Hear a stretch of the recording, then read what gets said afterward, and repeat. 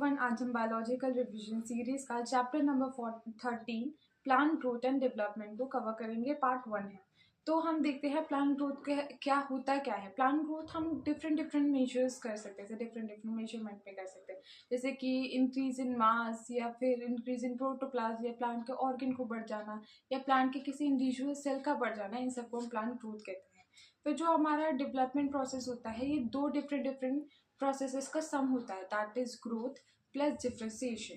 फिर आता है हमारा कि हम फिर देखते हैं कि जो प्लांट ग्रोथ होती है ना, ये अनलिमिटेड होती है। और उसके बाद ये प्लांट ग्रोथ जो होती है वो अनलिमिटेड होती है, पर प्लांट में पाए जाने वाले लीफ, फ्लावर्स, फ्रूट्स, इनकी लिमिटेड डायमेंशंस होती हैं। उसके बाद फिर हमने देखा था कि जैसे सीड से सीडलिंग बनता है, सीडलिंग से प्लांट से हमारा ट्री बन जाता है।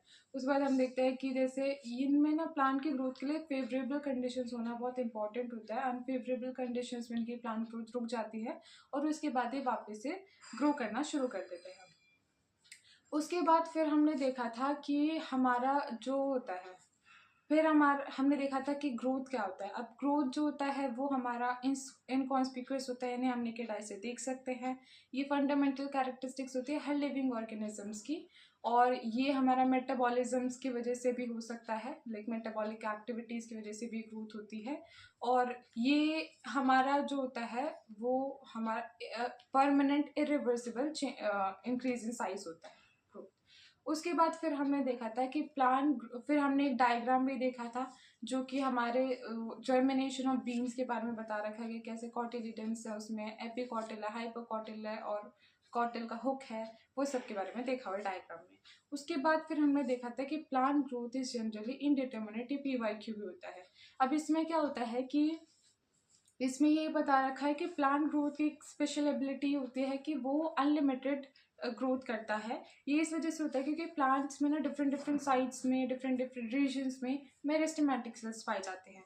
उसके बाद फिर हमने देखा था कि जैसे इसमें क्या होता है, अब जैसे डिफरेंट मेरिस्टेमेटिक्स पाए जाते हैं, इसकी वजह से इसके अंदर अनलिमिटेड ग्रोथ पाई जाती है, पर लीफ, फ्लावर, फ्रूट में लिमिटेड डायमेंशंस होते हैं और एक स्पेसिफिक पीरियड ऑफ टाइम के बाद ही प्रोडिकली फॉल भी करते रहते हैं, यानी ये टूट के गिरने भी लग जाते हैं।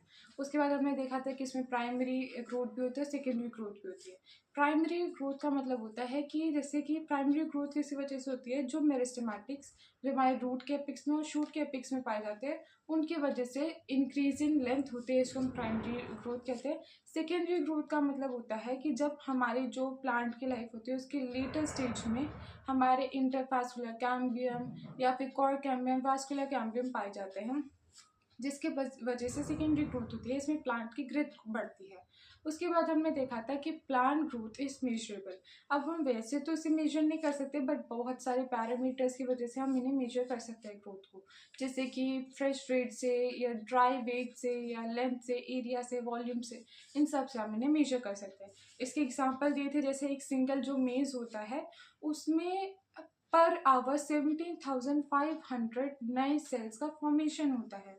तो इसके लिए सेल जो ग्रोथ होगी वो कैसे हम डिफाइन करते हैं, by the increase in cell number. और जो हमारा वाटरमेलन होता है उसका एक सेल जो होता है वो 3,50,000 टाइम्स ग्रो होता है, यानी इसके लिए ग्रोथ का पैरामीटर हो गया कि सेल कितना टाइम्स ग्रो हो रहा है।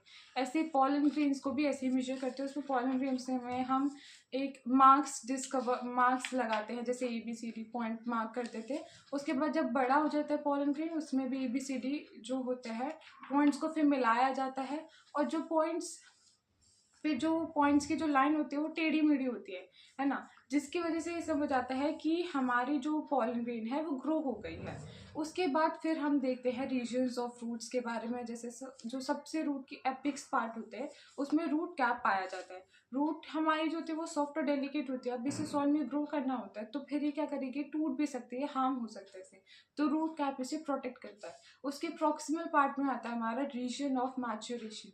रीजन ऑफ मैच्योरेशन में यहाँ पे जो सेल्स पाए जाते हैं वो थिन वॉल्ड होते हैं और उसमें डेंस प्रोटोप्लाज्म होता है, प्लाज्मोडेस्माटा कनेक्शन बहुत ज़्यादा हाई होते हैं और कंटिन्यूसली डिवाइडिंग होते हैं। फिर इससे सेल जो होते हैं वो और प्रॉक्सिमल पार्ट में जाता है, जैसे हम रीजन्स ऑफ एलोंगेशन कहते हैं। यहाँ पे जो सेल्स होते हैं वो इलोंगेट कर रहे होते हैं डिपेंडिंग अपॉन उन्हें कौन सा काम करना है, और उसके बाद फिर यहाँ पे वैक्यूलाइजेशन भी ज़्यादा हाई होता है इसमें। फिर सेल जाते हैं हमारे रीजन ऑफ मैचुरेशन में। रीजन ऑफ मैचुरेशन में क्या होता है कि हमारा जो सेल होता है वो अपने उसका सेल साइज होता है वो फिक्स हो जाता है। और रीजन ऑफ मैचुरेशन में ना हमारे जो एपिडर्मिस सेल्स होते हैं उससे रूट हेयर्स भी फॉर्म होते हैं जो कि सरफेस एरिया को बढ़ाते हैं और एब्जॉर्प्शन को भी इंक्रीज करते हैं। उसके बाद हमने ग्रोथ रेट के बारे में पढ़ा था। तो ग्रोथ रेट का मतलब होता है ग्रोथ पर यूनिट टाइम, इसे हम ग्रोथ रेट कहते हैं। और ग्रोथ दो टाइप की होती है, एक तो अरिथमेटिक ग्रोथ और एक हमारी ज्योमेट्रिक ग्रोथ। अरिथमेटिक ग्रोथ का मतलब होता है इसमें क्या होता है, जैसे दो सेल्स है, अब जैसे स्टेजेस में डिवाइड करते हैं तो सबसे पहले स्टेज में एक हमारा परमानेंट सेल होगा और एक हमारा मेरिस्टेमेटिक सेल होगा। सेकेंड स्टेज में क्या होगा, ये परमानेंट सेल तो एज इट इज जाएगा, जो मेरिस्टेमेटिक सेल्स होगा वो दो सेल्स में हमारा डिवाइड करेगा, एक तो परमानेंट सेल और एक हमारा मेरिस्टेमेटिक सेल्स। यानी कि फर्स्ट स्टेज से सेकेंड स्टेज में एक नया सेल एक्स्ट्रा आया है। फिर थर्ड स्टेज में देखते हैं तो ये दो permanent cell as it is आते हैं और मेरिस्टेमेटिक सेल्स होते हैं वो दो नए सेल्स में डिवाइड होता है, तो इसमें भी एक एक्स्ट्रा सेल आता है, +1 हो जाता है। तो अरिथमेटिक ग्रोथ रेट यही होता है कि हमारे हर स्टेजेस में एक एक्स्ट्रा सेल जो होता है वो आता रहता है। उसके बाद आता है हमारा दूसरा ज्योमेट्रिक ग्रोथ रेट। उसमें क्या होता है कि ये 2 की पावर के हिसाब से ग्रोथ करता है। जैसे फर्स्ट स्टेज में 2 की पावर 1 यानी 2 सेल ही होंगे। सेकेंड स्टेज में 2 की पावर 2 यानी कि 4 सेल्स होते हैं। थर्ड में 2 की पावर 3 यानी कि 8 सेल्स ग्रो होते रहेंगे। तो ऐसे ऐसे ग्रो होता रहता है। फिर हमारा जो अरिथमेटिक ग्रोथ रेट होता है उसका अगर आप ग्राफ देखोगे तो वो लीनियर होगा, पर उसमें कुछ इंटरसेप्ट जो होता है वाई एक्सिस पे वो छोड़िए, फिर उसके ऊपर से मतलब स्ट्रेट लाइन बनती है। इसके इक्वेशन होते हैं LT is equal to L0 plus RT। LT यहाँ पे होता है length at time T, L0 होता है इनिशियल लेंथ और R होता है हमारा ग्रोथ रेट और T हमारा टाइम होता है। और जो हमारा ज्योमेट्रिक ग्रोथ होता है उसका सिग्मॉइड ग्राफ देखने को मिलता है। इसमें भी 3 पार्ट्स आते हैं। सिग्मॉइड में सबसे नीचे आता है हमारा लैग फेज, फिर आता है लॉग फेज जिसे हम एक्सपोनेंशियल फेज भी कहते हैं, और फिर आता है हमारा स्टेशनरी फेज। इसकी इक्वेशन होती है W1 is equal to W0 ERT। और W1 जो होती है वो होता है वेट, फाइनल वेट, और W0 होता है इनिशियल वेट, E होता है नेचुरल लॉगरिथम, R होता है ग्रोथ रेट और T होता है हमारा टाइम। उसके बाद जैसे हमने देखा था जो सिग्मॉइड ग्राफ होता है ना वो हमारा हायर प्लांट्स में या प्लांट ऑर्गेन्स में या फिर प्लांट्स इन कल्चर मीडियम में भी देखने को मिलते हैं। उसके बाद हमने एब्सोल्यूट ग्रोथ और रिलेटिव ग्रोथ के बारे में देखा था। तो एब्सोल्यूट ग्रोथ का मतलब होता है कि मतलब एब्सोल्युटली कितनी ग्रोथ हुई है। जैसे मान लो कोई लीफ है वो 5 सेंटीमीटर स्क्वायर की थी, अब वो 10 सेंटीमीटर स्क्वायर की हो गई है, तो इनका डिफरेंस आ गया 5 सेंटीमीटर स्क्वायर, ये इसकी एब्सोल्यूट ग्रोथ रेट होगी। रिलेटिव ग्रोथ रेट का मतलब होता है कि हमारा absolute growth divided by initial growth into में 100। फिर आता है देखो जैसे एब्सोल्यूट ग्रोथ इसका 5 था, इनिशियल भी इसका साइज 5 था, इनटू में 100 करोगे तो 100% ही आएगा, इसका रिलेटिव ग्रोथ हो गया। फिर इसमें स्टेटमेंट आती है कि हमारी अगर दो प्लांट्स की रिलेटिव ग्रोथ सेम है तो हो सकता है उसकी एब्सोल्यूट ग्रोथ भी डिफरेंट हो, और अगर मान लो दो प्लांट्स की एब्सोल्यूट ग्रोथ सेम हो तो उसकी रिलेटिव ग्रोथ भी डिफरेंट हो सकती है। ये होता है उसमें। फिर आता है हमारा कि जो हमें कौन कौन से फैक्टर्स चाहिए होते हैं ताकि प्लांट ग्रोथ हो सके। तो जैसे कि वाटर चाहिए होता है या न्यूट्रिएंट चाहिए होते हैं, O2 चाहिए होता है, सनलाइट चाहिए होती है, बहुत सारे ऐसे एक्सटर्नल फीचर्स, ये इंटरनल फैक्टर्स भी हमें चाहिए होते हैं ताकि प्लांट की ग्रोथ हो सके। वाटर जो होता है वो इंजाइमेटिक मीडियम प्रोवाइड करता है। और जैसे कि हमारा जो न्यूट्रिएंट्स होता है वो माइक्रो और माइक्रो न्यूट्रिएंट्स ये इंपॉर्टेंट होते हैं उसके लिए, है ना। और फिर उसके बाद हमने देखा था कि जो हमारे PGRs होते हैं उनके बारे में हम पढ़ेंगे, ये भी हमारे लिए बहुत इंपॉर्टेंट होते हैं ताकि प्लांट की ग्रोथ हो सकती है। इन्हें हम फाइटो हॉर्मोन्स भी कहते हैं। अब इसमें से कुछ हमारे इनहिबिटरी भी आते हैं और कुछ हमारे प्रोमोटरी भी आते हैं, वो हम सेकेंड पार्ट में कवर करेंगे। फिर आते हैं हमारे इसमें प्रोसेसेस आते हैं डिफ्रेंशिएशन, डी डिफ्रेंशिएशन और री डिफ्रेंशिएशन। इसमें क्या होता है, मान लो कोई हमारा मेरिस्टेमेटिक सेल है। मेरिस्टेमेटिक सेल्स का मतलब हो गया ऐसा सेल जो कि कंटिन्यूसली डिवाइड कर रहा है।